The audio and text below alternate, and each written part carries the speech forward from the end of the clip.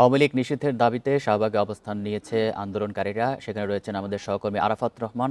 আমরা যাচ্ছি তার কাছে। আরাফাত, এই মুহূর্তে শাহবাগের পরিস্থিতি জানাবেন। আচ্ছা, আমরা এখানে আছি। এখানে ধরেন আমরা এই যে পেছনে যে অংশটা, অর্থাৎ মেট্রো রেলের ছায়ার নিচে যে অংশটা দেখছেন, এই অংশটাতে মূলত এখন আন্দোলনটা এই অংশটাতে আছে। সকাল সকাল আমরা যেটা দেখেছি যে শাহবাগে ঢোকার যে সবগুলো রাস্তা আছে, অর্থাৎ ইন্টারকন্টিনেন্টাল থেকে শাহবাগে ঢোকার যে রাস্তাটা, সেইখানে পুলিশ নিজেরাই যে ব্যারিকেড দেয়, সেই ব্যারিকেড দেওয়া রয়েছে। বাম পাশে যেটি শিশু পার্কের পাশে যেটি, সেটিও ব্যারিকেড দেওয়া রয়েছে। এবং আমাদের ডান পাশেও এখানে পুলিশ যেই দিয়ে ব্যারিকেড দেয়, এটা ব্যারিকেড দেওয়া রয়েছে।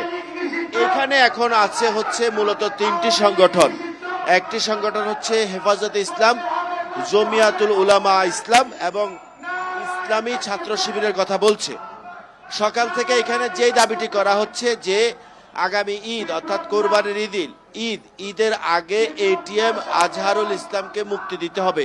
আপনি জানেন যে মানবতা বিরোধী হত্যার অভিযোগে তার সাজা হয়েছে এবং আপিলের বিষয় রয়েছে। সেই দাবিটা এখানে দেওয়া হচ্ছে। একটু আগে এখানে স্লোগান করে সেইটি দেওয়া হয়েছে, অর্থাৎ আজহারুল ইসলামের যেই মুক্তি, ঈদের আগে মুক্তি দেওয়ার কথা বলা হচ্ছে। এবং এর পরবর্তীতে যে স্লোগানে দেওয়া হচ্ছে যে আওয়ামী লীগ নিষিদ্ধের কথা বলা হচ্ছে। যে গতকালকেও যেই আন্দোলনটি হয়েছে, সেই আন্দোলনের প্রেক্ষিতে এখানে মিছিলে স্লোগান দেওয়া হচ্ছে যে আওয়ামী লীগ মুক্তি। বিশেষ করে সাবেক রাষ্ট্রপতি আব্দুল হামিদের বিদেশে যাওয়া, এইসব বিষয় নিয়ে ওনাদের ক্ষোভ রয়েছে এবং ওনারা বিভিন্ন সময় স্লোগান দিচ্ছেন এবং বলছেন যে শেষ রক্তবিন্দু পর্যন্ত এখানে এই আওয়ামী লীগ নিষিদ্ধ হওয়া ছাড়া তারা এখান থেকে যাবেন না। এবং এই ব্লকেজ যারা আছে তারা বলছেন যে এটা শাহবাগ ব্লকের নামে পরিচিত করছেন। এই শাহবাগ ব্লকেট চলবে এবং মোটামুটি এখানে স্লোগান আর স্লোগানে মুখর করে রাখা হয়েছে।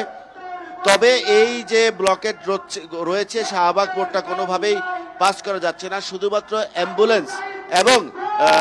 অ্যাম্বুলেন্স এবং হচ্ছে রুগীবাহী যেসব ভ্যান বা সিএনজি রয়েছে, সেগুলোকে ছেড়ে দেওয়া হচ্ছে। তারা বিভিন্ন সময় শাহবাগে হাসপাতাল, আপনি জানেন যে এখানে 3টি হাসপাতাল রয়েছে, এই 3টি হাসপাতালে আসলে রোগীরা যাচ্ছেন।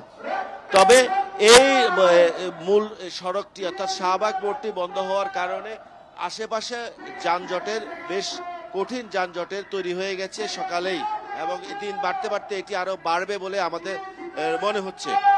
তবে সর্বশেষ এটা বলা যায় যে এখনো পর্যন্ত এখানে স্লোগান চলছে, নেতাকর্মীরা আসছেন এখানে এবং ইসলামী ছাত্র শিবির, হেফাজতে ইসলাম আর জমিয়তুল ইসলাম, এই 3টি সংগঠন মোটামুটি এখান থেকে ঘোষণা দিচ্ছেন তারা এটিএম আজহারের মুক্তি এবং আওয়ামী লীগের নিষিদ্ধের দাবি তুলছেন।